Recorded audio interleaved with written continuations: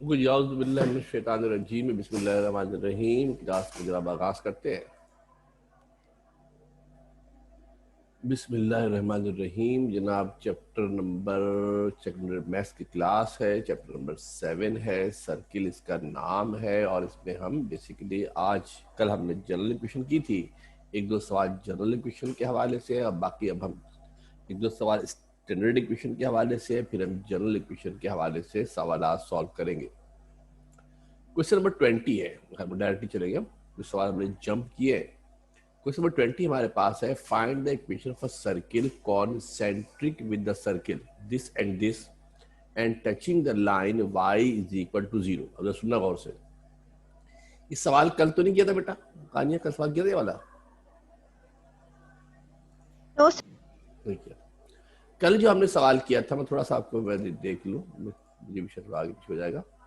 जो last class में हमने मेरे बेटा सवाल किया था, आई थिंक ये वाला सवाल किया था बेटा क्लास में हमने कल। ये किया था ना? Yes sir. ये किया था ना? ठीक। सवाल देखिए, find the equation of a circle concentric with this circle this and touching the line y is equal to 0।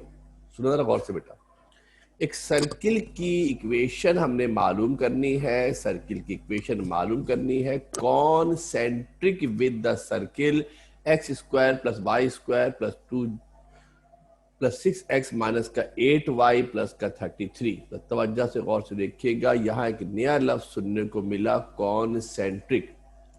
Concentric circle ऐसे सर्किल को कहा जाता है जिनके सेंटर एक जैसे होते हैं।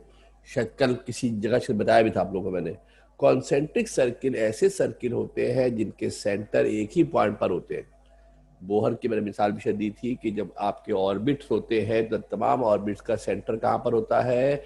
उन तमाम ऑर्बिट का जो सेंटर होता है वो सेंटर कहाँ पर होता है? न्यूक्लियस पर होता है।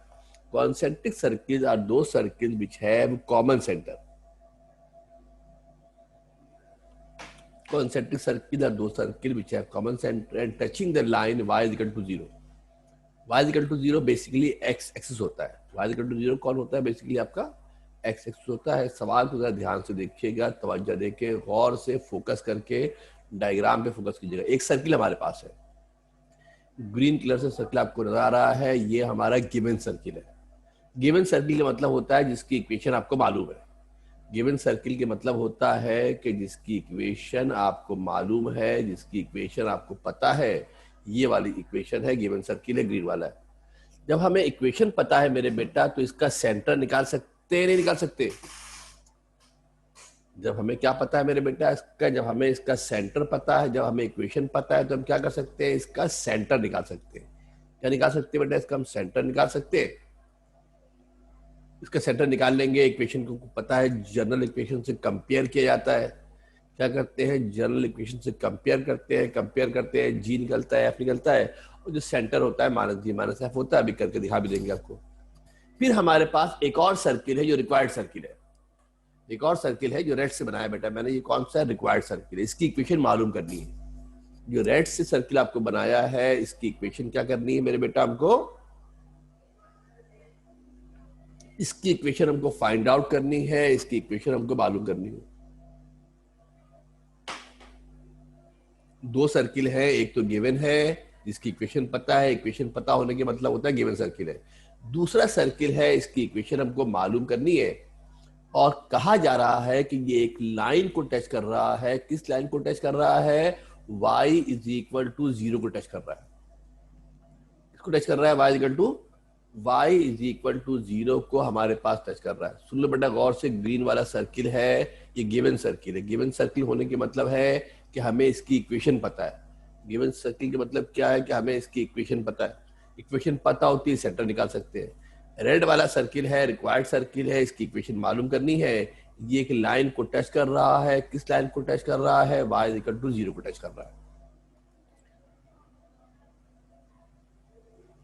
पहली बात की आपको डिफाइन कर देते हैं कि कॉन्सेंट्रिक सर्किल क्या होते हैं। Circle having same centre are called concentric circle. वो सर्किल जिनके सेंटर सेम होते हैं उनको कॉन्सेंट्रिक सर्किल कहा जाता है।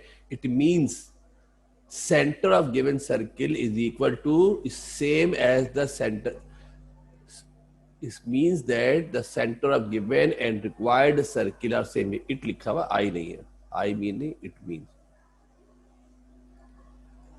इसके मतलब जनाब क्या है, तवज्जो देके देख ले. इट मीन्स, इसके मतलब हमारे पास क्या है, इट मीन्स इसके मतलब हमारे पास ये है कि जो गिवन सर्किल का सेंटर है और जो रिक्वायर्ड सर्किल का सेंटर है वो इक्वल होगा, सेम होगा.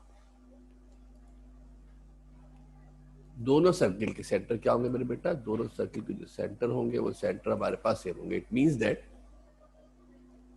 इसका मतलब ये है कि जो गिवन सर्किल और रिक्वायर्ड सर्किल है दोनों के सेंटर सेम होंगे. यानी अगर हम गिवन सर्किल का सेंटर निकाल लें, अगर हम गिवन सर्किल का सेंटर निकाल लें तो यही सेंटर रिक्वायर्ड सर्किल का होगा.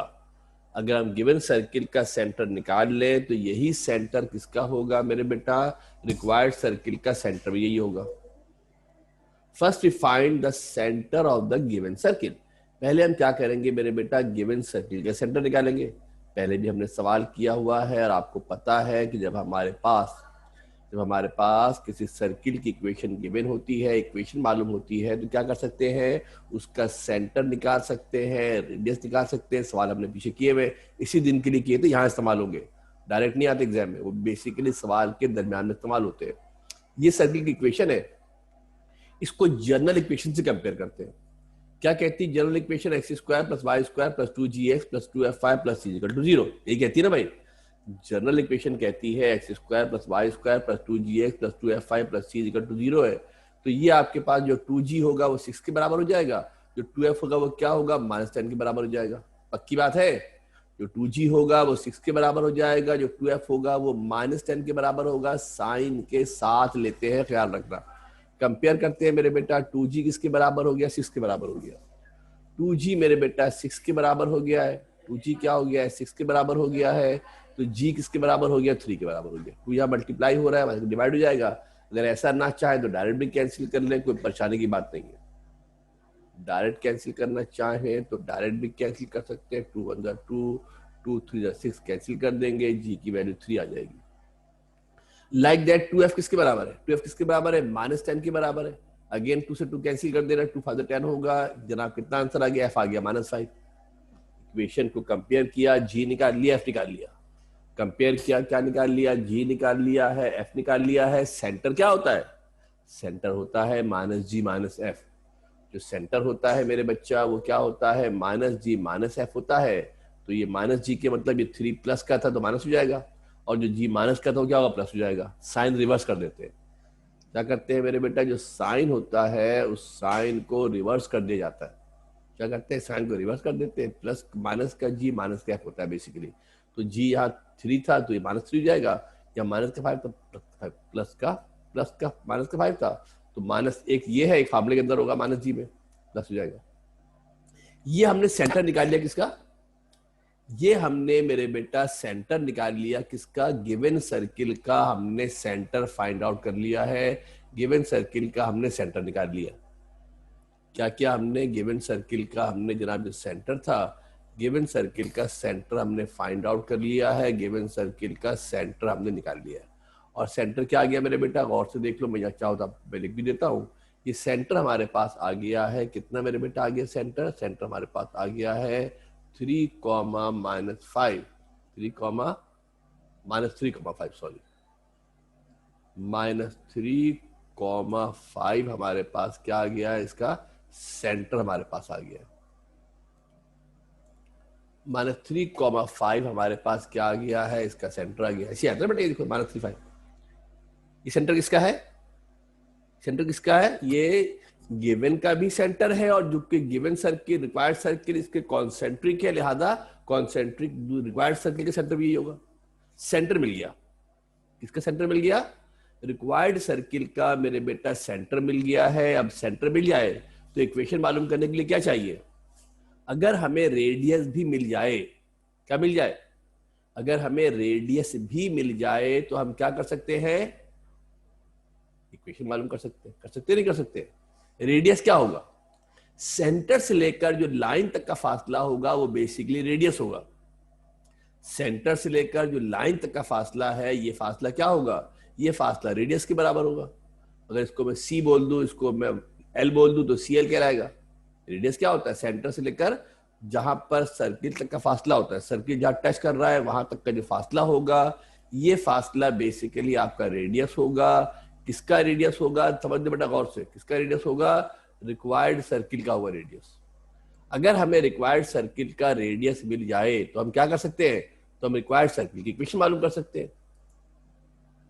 अगर हमें रिक्वायर्ड सर्किल का रेडियस मिल जाए तो हम क्या कर सकते हैं, रिक्वायर्ड सर्किल की इक्वेशन को फाइंड आउट कर सकते हैं, मालूम कर सकते हैं।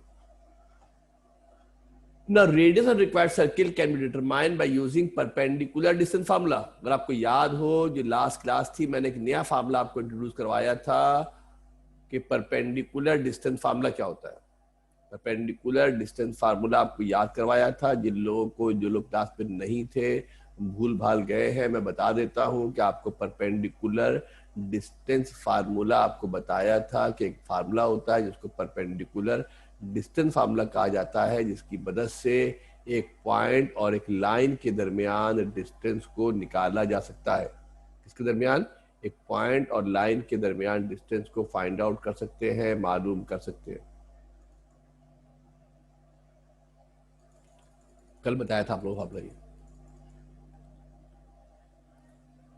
एक पॉइंट एक लाइन होती है, फार्मूला हमारे पास होता है।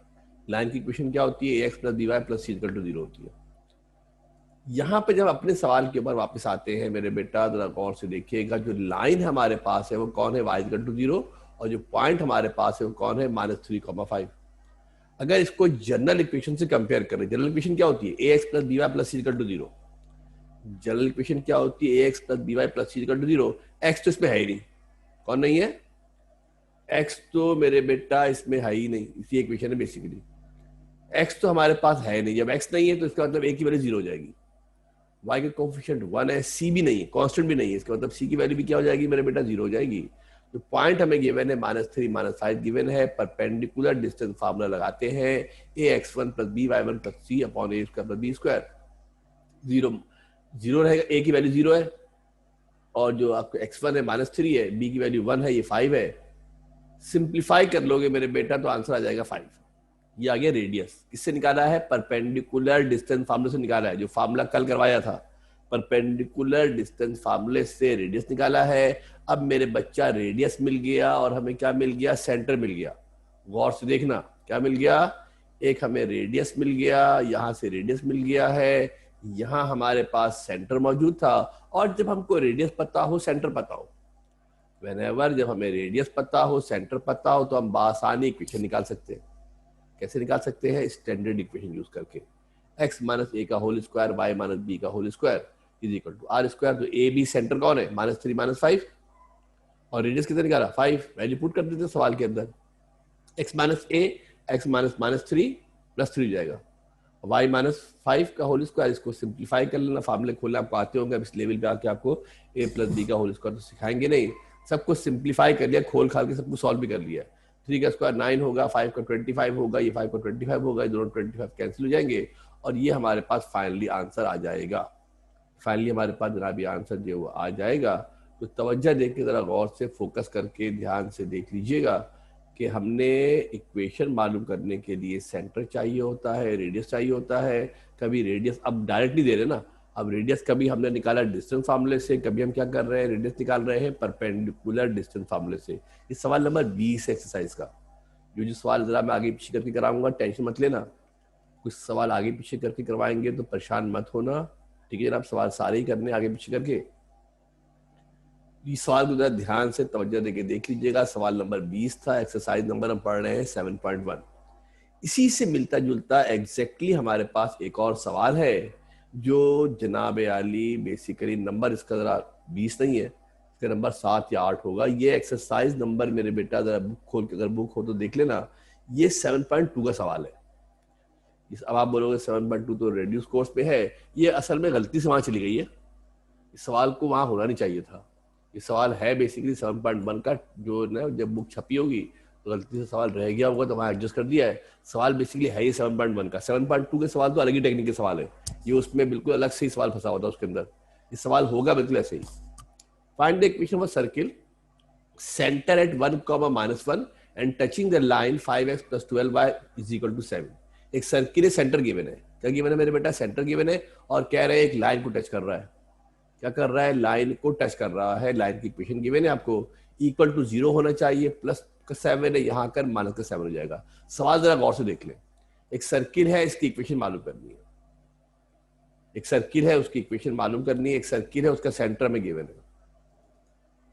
ये हमारा रिक्वायर्ड सर्किल है बेसिकली। ये हमारा रिक्वायर्ड जनाब सर्किल है। डायग्राम थोड़ी सी मैं चेंज कर देता हूँ, थोड़ी सी डायग्राम जरा चेंज कर देते हैं, फिर आपको जरा आसानी हो जाएगी।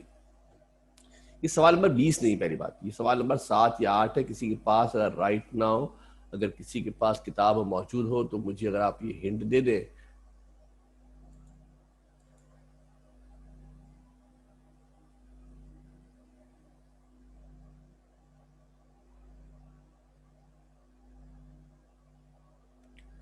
मेरा किताब की अगर हो तो बेटा सवाल का नंबर देख लेना, 7 या 8 होगा क्वेश्चन नंबर इसका ना। ओके देन,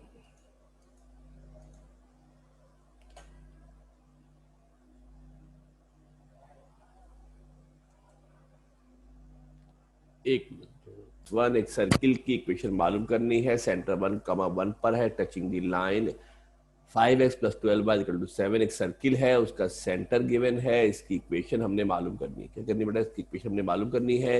ये एक लाइन को टच कर रहा है। क्या कर रहा है बेटा? एक लाइन को टच कर रहा है। लाइन की इक्वेशन क्या गिवन है? 5x + 12y = 7। 5x + 12y + 7 = 0। Centre तो पता है। क्या पता है मेरे बेटा? सेंटर हमको पता है। अगर हमें क्या मिल जाए, क्या मिल जाए?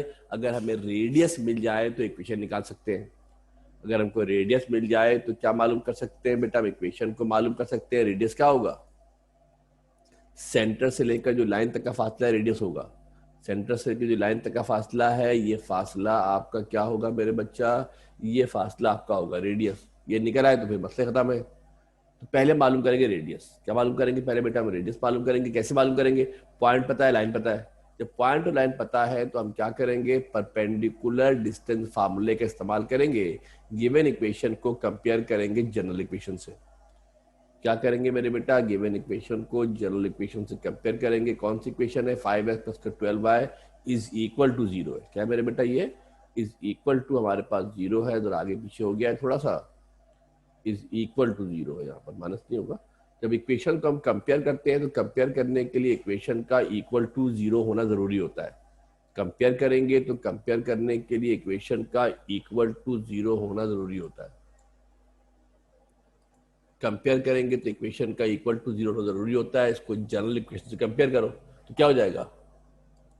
जनरल इक्वेशन क्या कहती है? ax + by + c = 0। तो ए कितना हो गया? ए हो गया 5, बी कितना हो गया 12 और सी कितना हो गया -7। सुनना गौर से ध्यान से, तवज्जो से गौर से ध्यान से देख ले। ए हो गया कितना मेरे बेटा? ए हमारे पास हो गया है 5। ये देख लेना बेटा, ए हो गया 5। ए कितना हो गया? 5 हो गया। ये वाला ए ना बेटा, ए 5 हो गया। बी कितना हो गया? 12 हो गया। और सी कितना हो गया? -7 हो गया। इसको मेरे बेटा जब हम कंपेयर कर लेते हैं तो क्या हो जाएगा? शाबाश, तवज्जो देके गौर से देखे। अब फार्मूले के अंदर वैल्यू पुट कर देते हैं। पॉइंट कितना गिवन था? 1, -1। पॉइंट हमारे पास जो गिवन था वो पॉइंट हमारे पास 1, -1 हमारे पास पॉइंट था। वैसा हो जाता है यार, सारी कोशिश करो फिर भी कुछ रह जाता है। तो पॉइंट हमारे पास जो है वो कितना मेरे बेटा? 1, -1 हमारे पास पॉइंट है। सवाल में गिवन ना, सेंटर जो है वो कितना है? 1, -1 हमारे पास जनाब सेंटर है। ये हमारे पास सेंटर गिवन है। फार्मूले के अंदर वैल्यू पुट करते हैं मेरे बेटा। जहाँ ए है वहां पे क्या आ जाएगा? जहाँ ए है वहां 5 आएगा। जहाँ x1 है वहां 1 आएगा। जहाँ बी है वहां पे क्या आएगा मेरे बेटा? 12 आएगा। जहाँ पर x2 है वहां पे कितना आएगा? -1 आएगा। इसको सिंप्लीफाई करते हैं, सॉल्व करते हैं। ऊपर आ जाएगा -12/13। मॉड साइन के मतलब ये होते हैं कि आंसर हमेशा पॉजिटिव आएगा। मॉड के मतलब ही होते हैं कि जो आंसर हमारे पास आएगा वो प्लस आएगा, तभी मॉड लगाते हैं। अंदर आया माइनस है, लेंगे प्लस। अंदर आया क्या है मेरे बेटा? आया माइनस है, मगर उसको लिया जाएगा पॉजिटिव। उसको मेरे बेटा प्लस ही लिया जाएगा। क्या लेंगे? उसको प्लस। जनाब उसको जो लिया जाएगा, ये आपका क्या आ गया? आपका आ गया रेडियस। और जब रेडियस मिल जाए और सेंटर पता हो, हमने क्या मेरे बेटा? x - a का होल स्क्वायर + y - b का होल स्क्वायर = r²। ये है ना भाई। अगर सेंटर पता हो, रेडियस पता हो, तो इक्वेशन कैसे निकाल सकते हैं? अगर सेंटर पता हो, रेडियस पता हो, तो इक्वेशन कैसे निकाल सकते हैं? x माइनस ए का whole square, y minus B का whole square equal to R square. जब वैल्यू मेरे बेटा पुट कर देंगे इसके अंदर, तवज्जो देके गौर से देखिएगा, थोड़ी सी ट्रिकी कैलकुलेशन है। x माइनस 1 का whole square plus y plus 1 का होल स्क्वायर, ये माइनस वाला फार्मूला के अंदर माइनस होता है, या जहां माइनस होगा तो माइनस माइनस प्लस हो जाएगा। डायरेक्टली कर लेते हैं, बड़ी क्लास में आ गए कर सकते हैं ऐसा। अगर आपको फील हो रहा है कि प्रॉब्लम हो रही तो आप स्टेप भी बढ़ा लें। आर का स्क्वायर 12/13 का स्क्वायर, 12/13 का स्क्वायर करोगे मेरे बेटा तो 12 का स्क्वायर होता है 144। कितना होता है मेरे बेटा? 12 का स्क्वायर 144 होता है, और जनाब 69 का 13 का स्क्वायर होता है 169। अगर इसका एलसीएम निकाल लिया जाए, क्या करें बेटा, अगर इसका एलसीएम निकाल लिया जाए और सॉल्व कर ले तो ये हो जाएगा 169x square, 169x square, 169y square, इसको मल्टीप्लाई करेंगे 338 हो जाएगा, ये भी 338 होगा। और ये आपको जब सब कुछ सॉल्व कर लोगे, माइनस का 144 है, प्लस का 2 है, सिंप्लीफाई कर लेंगे, सॉल्व कर लेंगे तो माइनस का 142 एट द एंड जाके हमारे पास आंसर आ जाएगा। कितना सा है आपके पास? माइनस का 142 हमारे पास जनाब इसका आंसर। सॉल्व करके देख लेना, सॉल्व करके इसको तवज्जो से देख लीजिएगा। हमने इसको मल्टीप्लाई कराया होगा, 169 पहले 2 से मल्टीप्लाई होगा, 144 माइनस होगा। मुझे डाउट है, ये आप घर पे चेक कर लीजिएगा। आई एम डाउटफुल, मुझे रवानी में रात को काफ़ी देर हो गई थी सवाल सॉल्व करते करते, तो ज़रा सा मुझे डाउट है कि ये आंसर नहीं होगा, ये आंसर नहीं होगा, आंसर कुछ और होगा। ज़रा चेक करके घर पे देख लीजिएगा, आंसर ये नहीं आएगा ना, 142 नहीं आएगा, आंसर कुछ और आएगा इसका। देख लीजिएगा, पहले चेक कर लीजिएगा आंसर इसका। ये हमारा मेरे बेटा सवाल हो गया है। ये सब ये बेसिकली कुछ चैप्टर नंबर 2 का सवाल है, मगर ये वहाँ है गलत, इसको होना यहाँ चाहिए था, क्योंकि ये आपके पास उसी लॉजिक का हमारे पास से सवाल है। अब ऑलमोस्ट जो स्टैंडर्ड इक्वेशन के सवाल थे वो तकरीबन मुकम्मल हो गए। स्टैंडर्ड इक्वेशन के जो सवाल थे वो हमारे पास यहाँ मुकम्मल हो गए हैं। अब हमारे पास जितने भी सवाल होंगे वो जनरल इक्वेशन के ऊपर सवाल होंगे, और थोड़े से ट्रिकी है, थोड़े से लेंदी है। थोड़े से ट्रिकी भी कह सकते हैं, थोड़ा सा लेंदी भी कह सकते हैं। तवज्जो देके ध्यान से कीजिएगा, बहुत इंपॉर्टेंट सवाल है। एक सवाल समझ में आ गया तो सारे हो जाएंगे, एक सवाल समझ में आ गया तो सारे हो जाएंगे। अगर एक समझ में नहीं आया तो हर सवाल के अंदर मसला आ जाएगा। पहले सवाल को बहुत तवज्जो से, कंसंट्रेशन से समझने की कोशिश कीजिएगा। ये हमारा क्वेश्चन नंबर 5 है, 4 हम कर चुके थे, क्वेश्चन नंबर हमारा ये 5 है, दोबारा वापस आ रहे हैं ना। हमने तो कोशिश ये की है कि पूरी एक्सरसाइज में जहां जहां स्टैंडर्ड इक्वेशन के सवाल थे वो मैंने एक साथ करवा दिया आप लोगों को। अब हम जनरल इक्वेशन की बेस पे सवाल कर रहे हैं। Find the equation of a circle through the point 3,0, 0, -2, -3, 4।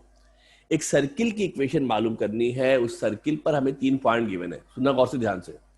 एक सर्किल की इक्वेशन हमको मालूम करनी है, उस सर्किल पर 3 पॉइंट गिवन है। सर्किल पर गिवन है, सर कहाँ है, कौन से हैं, डायमीटर के हैं, कौन से, कुछ भी नहीं पता। सर्किल पर हमें 3 पॉइंट जनाब वाली गिवन है, और हमने क्या करना है कि इसकी इक्वेशन हमने मालूम करनी है।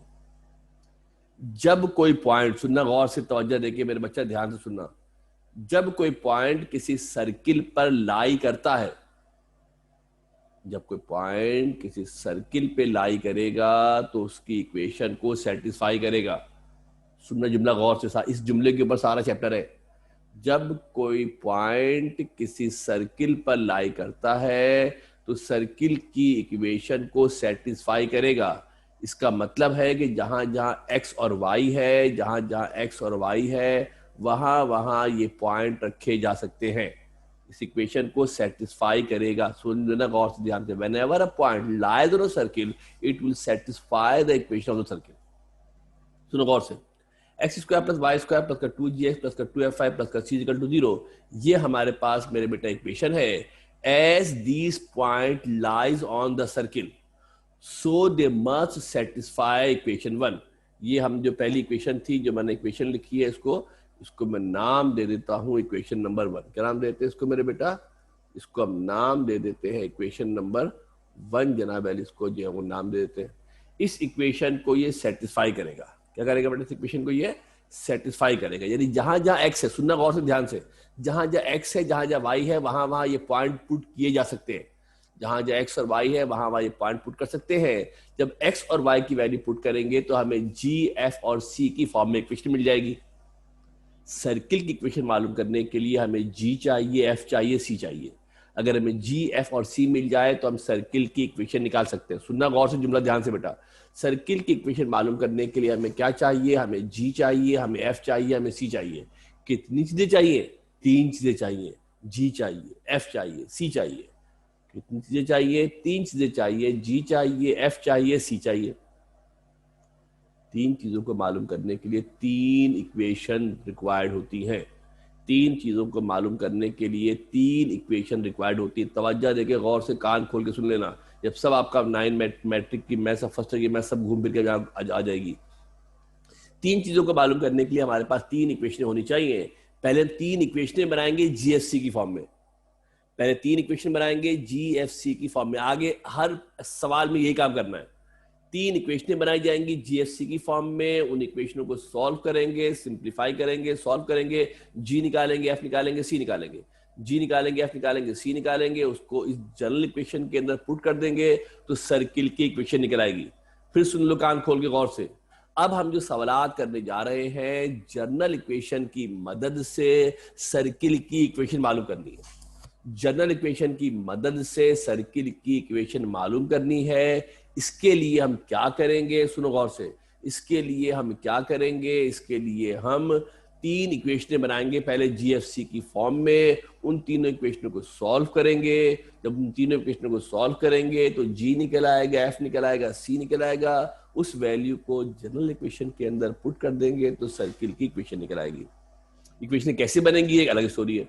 कि पहली लॉजिक क्या है कि जब कोई पॉइंट किसी सर्किल पे लाई करेगा तो उसको सेटिस्फाई करेगा, यानी कि एक्स और वाई की जगह पर वो पॉइंट पुट कर सकते हैं। अगर मैं पहली बात करता हूं 3,0 की, तो जहां एक्स था वहां 3 आ गया, जहां वाई था वहां 0 आ गया। सुनना गौर से बेटा, तवज्जो देके गौर से देख लो। पहला सवाल है इसलिए समझा देता हूं तभी तरीके से। जहां एक्स था वहां पर 3 आ गया, जहां एक्स था वहां पर 3 आ गया। ठीक है मेरे बेटा। और जहां पर मेरे बच्चा वाई था, जहां पर वाई था वहां पे क्या आ गया मेरे बेटा? जहां पे वाई था वहां पे 0 आ गया। देख लो गौर से, एक्स का स्क्वायर 3 का स्क्वायर, वाई का स्क्वायर 0 का square, 2gx 2g into 3, 2f5 2f into 0 plus का c इज इक्वल टू 0। हमने g और हमने x और y की जगह पर इन पॉइंट को पुट कर दिया है। जब पॉइंट को पुट करेंगे 3 का स्क्वायर 9 होता है, 0 का स्क्वायर तो बेकार ही है। और 2g इंटू 3 6g हो जाएगा। f को मल्टीप्लाई करेंगे तो 0 हो जाएगा। तो हमारे पास इक्वेशन बन जाएगी क्या मेरे बेटा? हमारे पास इक्वेशन बन जाएगी। क्या बन जाएगी बेटा इक्वेशन? तवज्जो देके गौर से देख लो। we have equation 9 प्लस का 6g प्लस का c इज इक्वल टू 0। सुनना गौर से, क्या बन गई बेटा इक्वेशन? 3 का स्क्वायर 9। एक इक्वेशन बन गई किस फॉर्म में? जीएफसी की फॉर्म में। एक इक्वेशन फॉर्म हो गई है जीएफसी की फॉर्म में। कितनी चाहिए इक्वेशन है? 3 चाहिए इक्वेशन है। कितनी चाहिए इक्वेशन है? 3 चाहिए इक्वेशन। क्यों 3 चाहिए? इसलिए कि हमको 3 वेरिएबल की वैल्यू मालूम करनी है। एक्स जी की मालूम करनी है, एफ की मालूम करनी है, सी की मालूम करनी है। चूंकि हमें 3 वेरिएबल की इक्वेशन चाहिए, लिहाजा वी मस्ट हैव 3 इक्वेशन। हमारे पास 3 इक्वेशन होनी चाहिए। अगला पॉइंट 0,-2 ये भी पुट कर सकते हैं।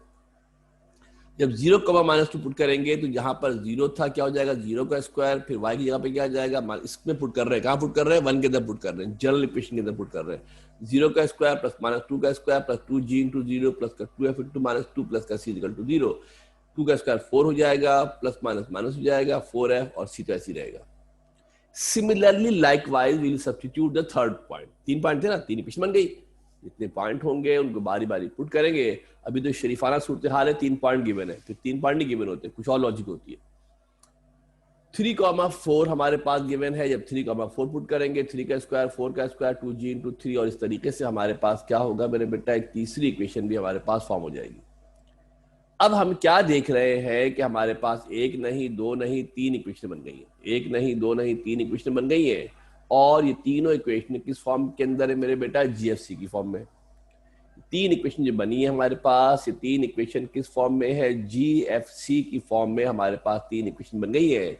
अब इन इक्वेशनों को सिंप्लीफाई करेंगे, सॉल्व करेंगे, और सॉल्व करके जीएफसी निकालेंगे। इन इक्वेशनों को सॉल्व किया जाएगा और सॉल्व करने के बाद क्या निकाला जाएगा? जी, एफ और सी की वैल्यू मालूम करेंगे। क्या करेंगे? जी, एफ और सी की मेरे बेटा वैल्यू फाइंड आउट करेंगे, मालूम करेंगे। अब लॉजिक सॉल्व कैसे करेंगे ये भी पुरानी बात है जो आपने फर्स्ट क्लास में सॉल्व की थी।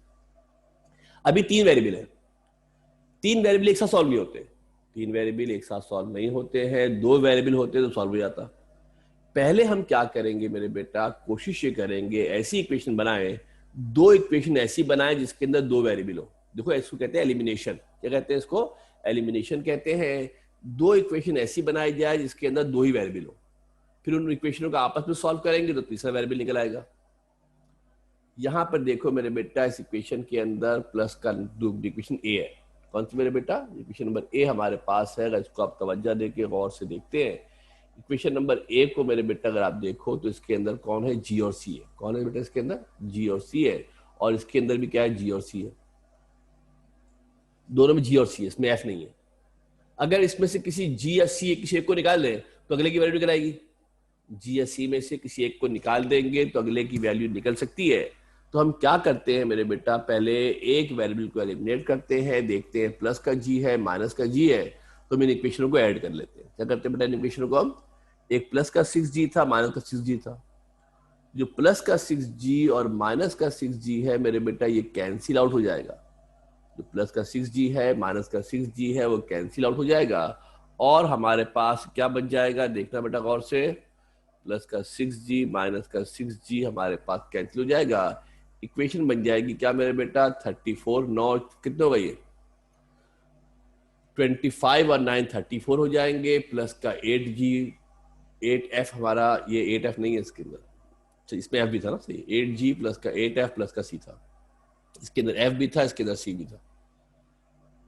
g हमारा कैंसिल हो गया। कौन कैंसिल हो गया बेटा? हमारा g हमारा कैंसिल हो गया, और हमारे पास अब इक्वेशन बन गई है। और इस इक्वेशन के अंदर इसमें एक और काम कर लेते हैं, इस सब में 2 2 लग रहा है कि 2 सब में आ सकता है।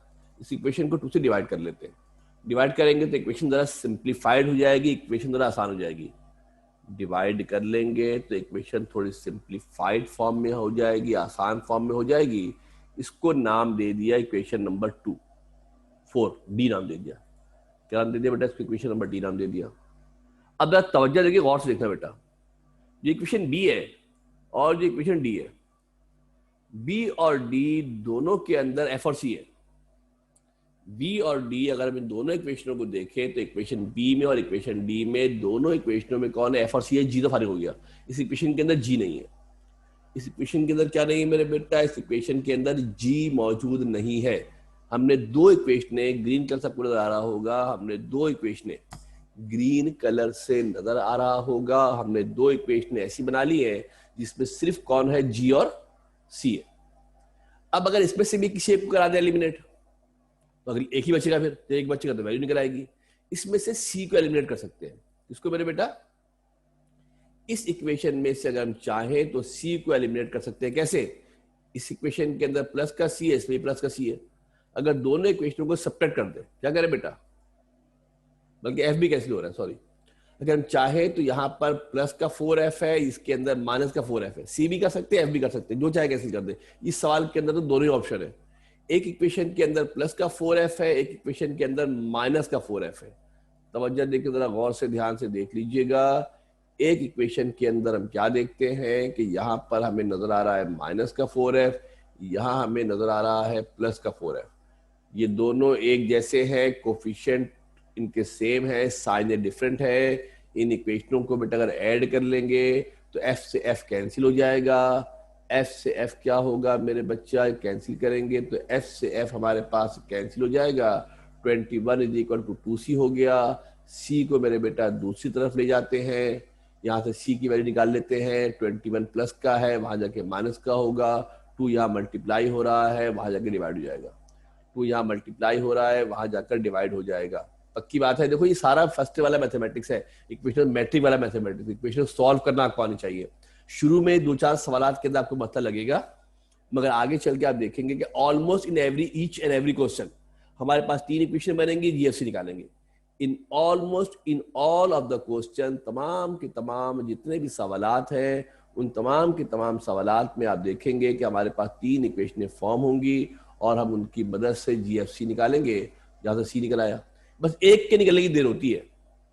एक के निकलने की देर होती है, एक निकल आएगा तो सब निकल आएंगे, एक निकल आएगा तो सब निकल आएंगे। अगर हम सी की जो वैल्यू आई थी, इस सी की वैल्यू को सब्स्टिट्यूट कर देते हैं किसके अंदर? इक्वेशन बी के अंदर।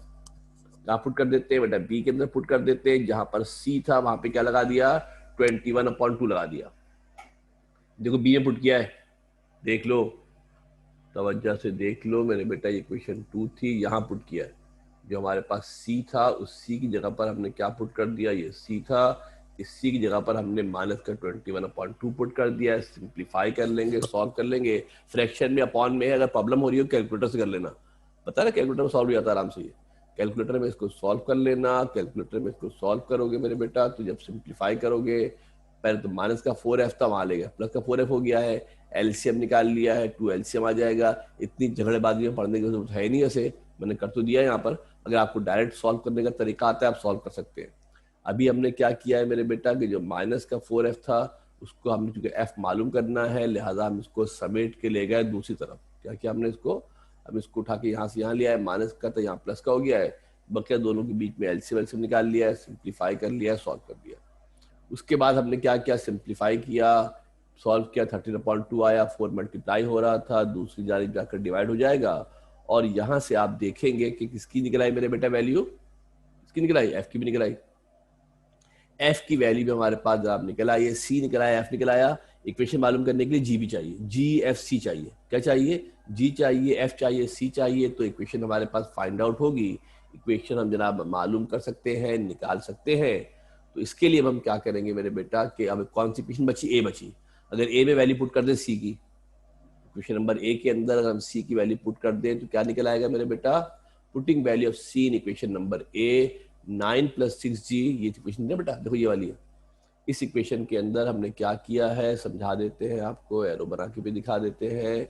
इस इक्वेशन के अंदर हमने सी की वैल्यू पुट कर दी, कितनी वैल्यू पुट कर दी मेरे बेटा, -21/2 हमने वैल्यू पुट कर दी है। सिंप्लीफाई कर लेंगे, सिंप्लीफाई करना आपको आना चाहिए, अब छोटी क्लासों में तो है नहीं आप।